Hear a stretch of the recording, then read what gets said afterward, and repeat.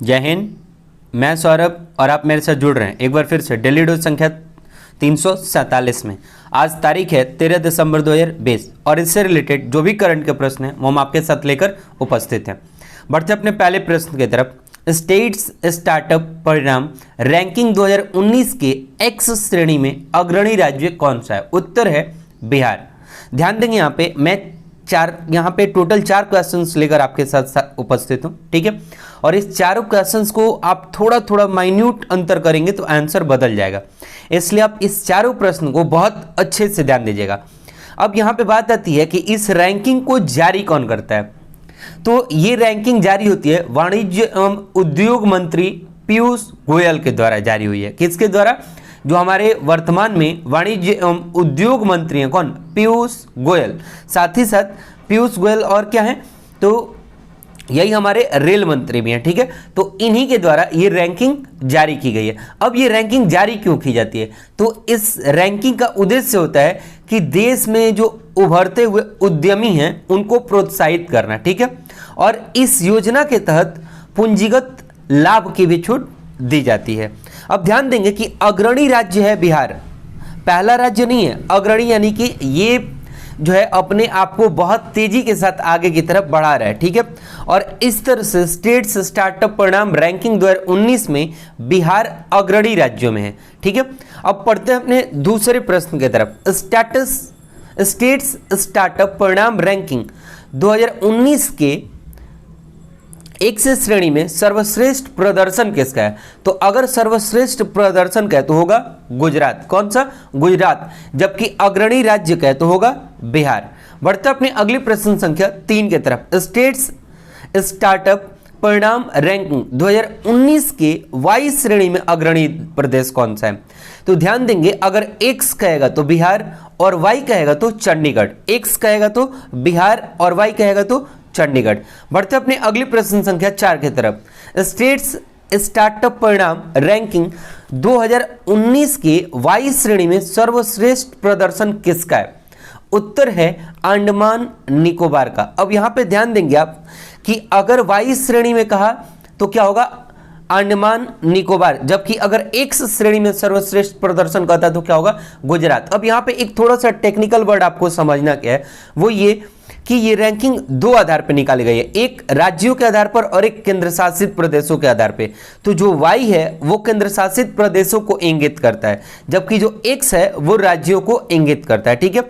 इसीलिए राज्य में अगर बात करें तो अग्रणी है बिहार, जबकि केंद्र शासित प्रदेशों में हो जाएगा चंडीगढ़। ठीक उसी तरह से सर्वश्रेष्ठ प्रदर्शन राज्यों में हो जाएगा गुजरात का, जबकि केंद्र शासित प्रदेशों में हो जाएगा अंडमान निकोबार का। तो इस तरीके से आप भी इसे ध्यान में रखेंगे। बढ़ते अपने अगले प्रश्न संख्या 5 की तरफ। यूएई के बाद अब कौन सा खाड़ी देश इजरायल के साथ समझौता करेगा? उत्तर है बहरीन। अब ध्यान दीजिएगा कि आपने सुना था कि यूएई और इजराइल खाड़ी देशों में ये 2 दुश्मन देश थे, लेकिन बीते दिनों इन दोनों ने आपसी समझौता कर लिए और उसमें भी महत्वपूर्ण भूमिका निभाए थे अमेरिका के राष्ट्रपति डोनाल्ड ट्रंप ने, ठीक है। और इस बार भी जो इजराइल का समझौता बहरीन के साथ हो रहा उसमें भी अमेरिकी राष्ट्रपति डोनाल्ड ट्रंप ने बहुत बड़ी भूमिका निभाई है। और अमेरिकी राष्ट्रपति डोनाल्ड ट्रंप ने ही वहां के यानी कि बहरीन के जो राजा हमद बिन ईसा अल खलीफा हैं उनसे लगातार 3 बार फोन कॉल से बात करने के बाद इस बात की घोषणा करी कि आने वाले दिनों में कौन कौन इजराइल और बहरीन के बीच समझौता होगा, ठीक है।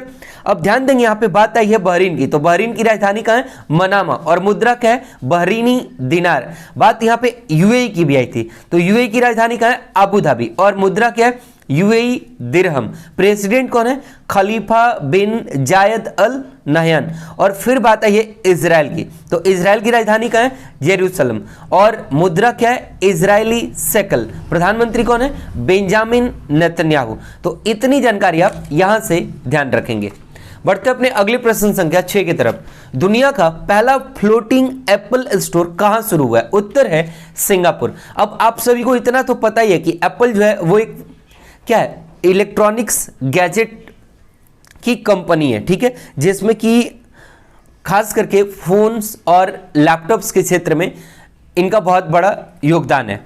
अब एक बात यहां पे ध्यान देंगे कि एप्पल ने Marina Bay Sands store, Apple का एक स्टोर है, कौन सा, मरीना बे सैंड्स स्टोर, और उसी को दुनिया का पहला फ्लोटिंग स्टोर बनाया, किसने, एप्पल ने। ठीक है, एक बात और भी ध्यान देंगे, यह स्टोर मरीना सैंड्स पर खुला है, कहां पर, मरीना सैंड्स पर खुला है। कौन सा store, Marina Bay Sands store. नाम थोड़ा सा मिलता जुलता लग रहा है, इसलिए आप ध्यान रखेंगे। ठीक, एक बात और भी ध्यान देंगे कि ये जो जगह है वो सिंगापुर का आइकॉनिक प्लेस है। ठीक है, यानी कि होता है ना कि कहीं का फेमस स्पॉट्स जो होता है, तो उसी तरीके से ये सिंगापुर का आइकॉनिक स्पॉट्स है। कौन, तो वो जगह है मरीना बे सैंड्स। ठीक, तो इस चीज को आप ध्यान रखेंगे। एक बात यहां से और भी ध्यान रखेंगे कि एप्पल की स्थापना कब हुई थी, 1 अप्रैल 1976 को। फाउंडर कौन है, तो इसके कुल 3 फाउंडर है, कौन कौन, स्टीव जॉब्स, स्टीव वोजनाइक और रोनाल्ड वायने। ठीक है, लेकिन वर्तमान में चेयरमैन कौन है, तो इसके चेयरमैन है आर्थर डी लेविंसन। कौन है, आर्थर डी लेविंसन। और वर्तमान में सीईओ कौन है एप्पल के, ये इंपॉर्टेंट हो सकता है। तो सीईओ का मतलब chief executive officer, Tim Cook है। कौन है, टिम कुक। जबकि सीओओ कौन है, तो सीओओ का मतलब होता है चीफ ऑपरेटिंग ऑफिसर, और वो है जेफ विलियम्स। कौन है, जेफ विलियम्स। अब एप्पल का हेडक्वार्टर क्या है, तो इसका हेडक्वार्टर है कैलिफोर्निया में एक जगह है, कौन सा, क्यूपर्टिनो, और वहीं पर एप्पल का हेडक्वार्टर है। तो इतनी जानकारी हमको अपने प्रश्न संख्या 6 से प्राप्त हुआ। बढ़ते अपने अगले प्रश्न संख्या 7 की तरफ। फ्रेजर इंस्टीट्यूट द्वारा जारी आर्थिक सूचकांक 2020 में भारत किस स्थान पे है, तो भारत है 105वें स्थान पे। किस स्थान पे, 105वें स्थान पे। ठीक है, जबकि फर्स्ट पे कौन है, हांगकांग है, दूसरे पे कौन है, सिंगापुर, और तीसरे पे न्यूजीलैंड, चौथे पे स्विट्जरलैंड, 5वें पे यूएसए, जबकि 105वें पे कौन है, तो अपना देश भारत है, और 124वें स्थान पे कौन है, चाइना है। ठीक है, अब यहां पे आइए इसके बारे में डिटेल्स जानने का प्रयास करते हैं। ठीक, सबसे पहले कि कनाडा की फ्रेजर इंस्टीट्यूट द्वारा global economic freedom index 2020 annual report जारी किया गया, जिसमें भारत 105वें स्थान पे है। ठीक है, तो इसको जारी कौन करता है, तो इसे जारी करता है फ्रेजर इंस्टीट्यूट। ठीक है, अब फ्रेजर इंस्टीट्यूट के अध्यक्ष कौन है, तो वो है पीटर ब्राउन। कौन है, पीटर ब्राउन, और हेडक्वार्टर का है वैंकूवर कनाडा में। कहां, वैंकूवर कनाडा में।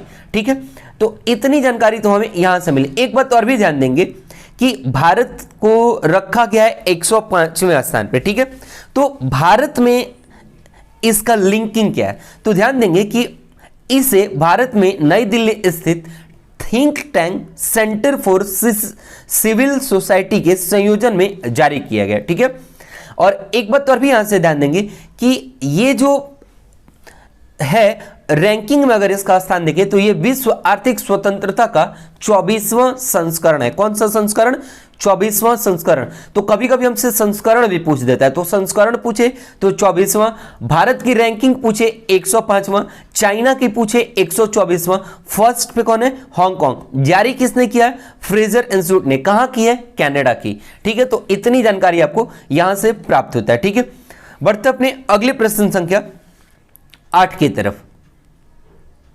किस राज्य सरकार ने भारत की सबसे बड़ी पिगरी मिशन लॉन्च की है, उत्तर है मेघालय ने। ध्यान देंगे कि मेघालय प्रति 3 वर्ष पे, यानी कि कुल 3 वर्षों में लगभग 150 करोड़ का पोर्क का मतलब सुअर का मांस होता है। ठीक है, तो मेघालय सरकार को 150 करोड़ रुपए का प्रति 3 वर्ष में पोर्क खरीदना पड़ता है सिर्फ, यानी पोर्क का आयात करना पड़ता है। ठीक है, और अब मेघालय की सरकार ने, यानी जो वहां के मुख्यमंत्री हैं, कौन, कोनराड संगमा, तो इनकी सरकार ने ये प्रयास करा है कुल 209 करोड़ रुपए की लागत के साथ, यानी कि मेघालय की सरकार ने 209 करोड़ रुपए की लागत के साथ पिगरी मिशन को लॉन्च किया। और इसके तहत इनका उद्देश्य है सबसे पहला कि हम अपने यहां जो पोर्क आयात करते हैं उस आयात को रोकें, साथ ही साथ प्रति वर्ष कम से कम 100 करोड़ का हमें पोर्क निर्यात करना है। ठीक है, और इसके तहत क्या होगा कि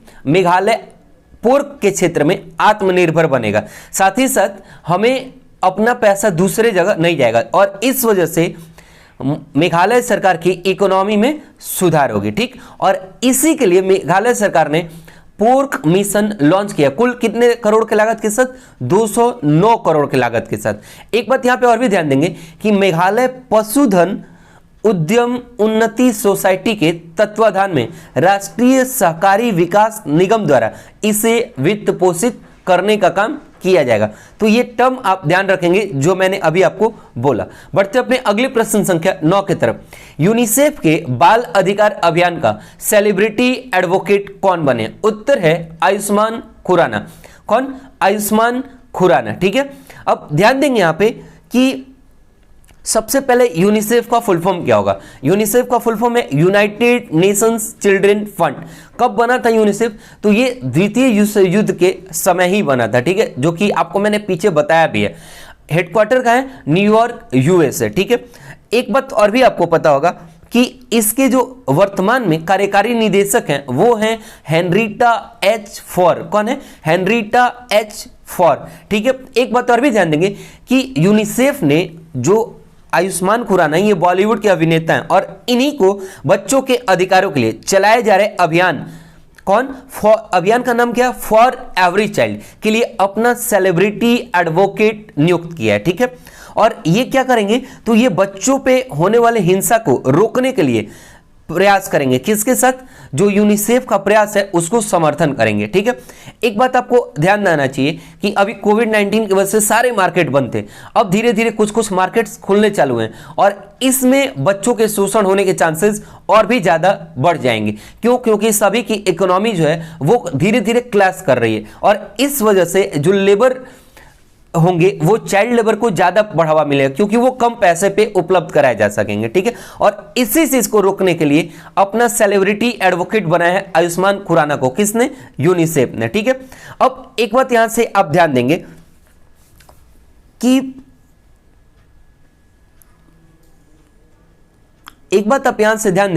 कि जो आयुष्मान खुराना है इनको एक और भी जगह पे नामित किया गया, उसका नाम आप मुझे बताएंगे। ठीक है, बढ़ते अपने अगले प्रश्न संख्या 10 के तरफ। फ्रेजर इंस्टीट्यूट के आर्थिक सूचकांक 2020 का पहला स्थान किसका है? उत्तर है हांगकांग। और अभी अभी मैंने आपको बताया कि हांगकांग है पहले स्थान पे, दूसरे पे है सिंगापुर, तीसरे पे है न्यूजीलैंड। और ये जो फ्रेजर इंस्टीट्यूट है वो कहां से है? कनाडा से। ठीक है, और इसी ने ग्लोबल इकोनॉमिक फ्रीडम इंडेक्स 2020 का एनुअल रिपोर्ट जारी किया जिसमें भारत को 105वां स्थान प्राप्त है। तो आप पीछे से इस चीज को रिपीट कर लेंगे। ठीक है, बढ़ते अपने अगले प्रश्न संख्या 11 की तरफ। कृषि क्षेत्र में सहयोग हेतु आंध्र प्रदेश ने किस देश के साथ समझौता किया? उत्तर है नीदरलैंड। कौन सा? नीदरलैंड। अब ध्यान देंगे आप कि नीदरलैंड की राजधानी क्या है? एम्स्टर्डम, और करेंसी क्या है? यूरो। और नीदरलैंड के प्रधानमंत्री वर्तमान में कौन है? तो ये है मार्क रुत्टे। कौन है? मार्क रुत्टे। अब ध्यान देंगे कि नीदरलैंड को ही हम हॉलैंड के नाम से भी जानते हैं। ठीक है, और यहां के निवासियों को किस नाम से जानते हैं? तो नीदरलैंड या हॉलैंड के निवासियों को ही कहते हैं डच। और जैसे ही डच आया आपके दिमाग में कॉर्नेलियस हाउटमैन का नाम स्ट्राइक करना चाहिए क्योंकि सबसे पहले भारत में आने वाला डच कौन हुआ? कॉर्नेलियस हाउटमैन हुआ। ठीक है, कौन हुआ? Cornelius Houtman. ठीक है, और ये कब आया था? 1596 में आया था। और इसी के तहत फिर आगे चल के 1602 ईस्वी में डच ईस्ट इंडिया कंपनी की स्थापना भी हुई। ठीक, और इसके बाद पहली डच फैक्ट्री 1605 में कहां लगी? मसूलीपट्टनम में। तो इस तरह से आप भी इन चीजों को लिंक कर सकते हैं। और वैसे भी मॉडर्न का एडवेंट ऑफ यूरोपियन चैप्टर हमारे लिए काफी महत्वपूर्ण है एग्जाम के दृष्टिकोण से, तो उसे आप ध्यान में रखेंगे। ठीक है, बढ़ते अपने अगले प्रश्न संख्या 12 की तरफ। ACSI का नया अध्यक्ष किसे नियुक्त किया गया? उत्तर है सुभाष कामत। किसको? सुभाष कामत को। अब यहां पे ध्यान देंगे कि विज्ञापन agency BBH and Publicis world wide India के CEO यानी इस कंपनी के जो CEO सुभाष कामत हैं, इनको भारतीय विज्ञापन मानक परिषद, जिसका फुल शॉर्ट फॉर्म क्या होगा? ACSI। तो ACSI का फुल फॉर्म क्या होगा? भारतीय विज्ञापन मानक परिषद। और इसी के बोर्ड ऑफ गवर्नर्स के अध्यक्ष के रूप में किसे चुना गया? सुभाष कामत को। किसको? सुभाष कामत को, ठीक है। और ये जो सुभाष कामत हैं ये किसका जगह लेंगे, तो यह सोनी के पिक्चर्स नेटवर्क के अध्यक्ष रोहित गुप्ता का स्थान लेंगे। किसका, रोहित गुप्ता का। तो आप रोहित गुप्ता का भी नाम जरूर ध्यान रखेंगे, क्योंकि कभी कभी डायरेक्ट प्रश्न पूछ देता है कि ये किसकी जगह पे नियुक्त हुए हैं। तो ये हुए रोहित गुप्ता का। रोहित गुप्ता कौन है, सोनी पिक्चर्स नेटवर्क के अध्यक्ष हैं, ठीक है। बढ़ते अपने अगले प्रश्न संख्या 13 की तरफ। भुवनेश्वर कुमार एवं स्मृति मंधाना को किसके नए ब्रांड एम्बेसडर के रूप में नियुक्त किया गया, उत्तर है प्लेयर्स स्पोर्ट। कौन, प्लेयर्स स्पोर्ट। अब ध्यान देंगे कि प्लेयर्स स्पोर्ट है क्या, तो ये एक फैंटेसी स्पोर्ट्स गेमिंग प्लेटफॉर्म है। कौन, प्लेयर्स स्पोर्ट। और इसी प्लेयर्स स्पोर्ट ने भुवनेश्वर कुमार और स्मृति मंधाना को बनाया अपना क्या, ब्रांड एम्बेसडर, ठीक है। अब एक बात यहां से और भी आप ध्यान देंगे कि जो प्लेयर्स स्पोर्ट है इसकी स्थापना कब हुई, 2015 में। और इसकी स्थापना करी किसने थी, तो योगेश डाइपोड और मितेश गंगर ने की थी। किसने, योगेश डाइपोड और मितेश गंगर ने करी थी, ठीक है। बढ़ते अपने अगले प्रश्न संख्या 14 की तरफ। कौन सा राज्य संस्कृत पांडुलिपियों का डिजिटल पुस्तकालय स्थापित करेगा, उत्तर है उत्तराखंड। कौन, उत्तराखंड। और उत्तराखंड जो है वही क्या करेगा, संस्कृत पांडुलिपियों का डिजिटल पुस्तकालय स्थापित करेगा। तो आप इसे एज इट इज ध्यान रखेंगे। बढ़ते अपने अगले प्रश्न संख्या 15 की तरफ। पहली भारतीय कंपनी जिसने 200 अरब डॉलर बाजार पूंजी हासिल की है, उत्तर है रिलायंस इंडस्ट्रीज। और ध्यान देंगे कि ऐसा करने वाला भारत का पहला ऐसा ये कंपनी है। कौन, रिलायंस इंडस्ट्रीज, जिसने 200 बिलियन डॉलर की संपत्ति को क्रॉस करा, अर्थात 200 बिलियन की संपत्ति को प्राप्त करा। तो कितना है, तो वर्तमान में 208 बिलियन डॉलर, ठीक है, की संपत्ति रिलायंस इंडस्ट्रीज के पास है, ठीक है। और ऐसा करने की बाद जो दूसरे स्थान पे हैं भारतीय, वो कौन है, तो ये हैं टाटा कंसल्टेंसी सर्विसेज, जिसे हम टीसीएस के नाम से भी जानते हैं। इनके पास कितनी संपत्ति है, 119 बिलियन डॉलर, ठीक है। तो ये इसके 119 बिलियन डॉलर के साथ दूसरे स्थान पे है भारत में, और पहले स्थान पे कौन हो गए, ये हो गए रिलायंस इंडस्ट्री, ठीक है। तो इस तरीके से इन दोनों की रैंकिंग आप ध्यान रखेंगे। बढ़ते अपने अगले प्रश्न संख्या 16 की तरफ। समुद्री क्षेत्रों के विवाद समाधान हेतु कौन सा ऐप लॉन्च किया गया, उत्तर है सरोद पोर्ट। कौन सा, SAROD पोर्ट, सरोद पोर्ट को लॉन्च किया गया, ठीक है, समुद्री क्षेत्रों के विवाद समाधान हेतु। बढ़ते अपने अगले प्रश्न संख्या 17 की तरफ। वुशु वर्ल्ड चैंपियनशिप खिताब किसने जीता, उत्तर है पूनम खत्री। किसने, पूनम खत्री। तो आप पूनम खत्री का नाम ध्यान रखेंगे। बढ़ते अपने अगले प्रश्न संख्या 18 की तरफ। किस रेलवे स्टेशन का नाम श्री सिरुद्धमा स्वामी का नाम दिया गया, उत्तर है हुबली स्टेशन का नाम। और अब हुबली स्टेशन का नाम वहां की गवर्नमेंट के एक सिग्नेचर के बाद बदल करके क्या हो जाएगा, तो ये हो जाएगा सिरुद्धमा स्वामी स्टेशन, ठीक है। अब मैंने इस प्रश्न को पीछे के डेली डोज में इन डिटेल डिस्कस भी करा है, ठीक है, कि ये सिरुद्धमा स्वामी कौन थे। तो आप चाहें तो उनकी जानकारी के लिए पीछे का डेली डोज देख सकते हैं। बढ़ते अपने अगले प्रश्न संख्या 19 के तरफ। पीएम मोदी ने कहा 84.27 करोड़ से बने सीमेन स्टेशन का उद्घाटन किया, उत्तर है पूर्णिया में। कहां पर, पूर्णिया में, ठीक है। और अभी हाल ही में प्रधानमंत्री ने मध्य प्रदेश में 1,18,000 लोगों को उनको आवास देने का भी काम, यानी कल एक अभियान था जो 12 सितंबर को मध्य प्रदेश में ऑनलाइन गृह प्रवेश लोगों का कराया गया, ठीक है। तो उसके इस प्रधानमंत्री आवास योजना के तहत कुल 18 लाख ऐसे भवन बने, जिसमें अकेले 1,18,000 भवन मध्य प्रदेश में बने। तो इसे भी आप ध्यान रखेंगे। और पूर्णिया का है बिहार में, तो आप अगर बिहार का एग्जाम देने वाले हैं तो इस प्रश्न को तो कतई नहीं भूलेंगे। बढ़ते अपने अगले प्रश्न संख्या 20 के तरफ। क्राइम एंड क्रिमिनल ट्रैकिंग से जुड़े बिहार पुलिस के तमाम डेटा को किस शहर में बने नेशनल डेटा सेंटर में सुरक्षित रखा जाएगा, उत्तर है भुवनेश्वर। यानी जो क्राइम एंड क्रिमिनल ट्रैकिंग से जुड़े बिहार पुलिस के तमाम डेटा हैं उनको भुवनेश्वर शहर में एक नेशनल डेटा सेंटर बनाया गया और वहीं पर सुरक्षित रखा जाएगा, ठीक है।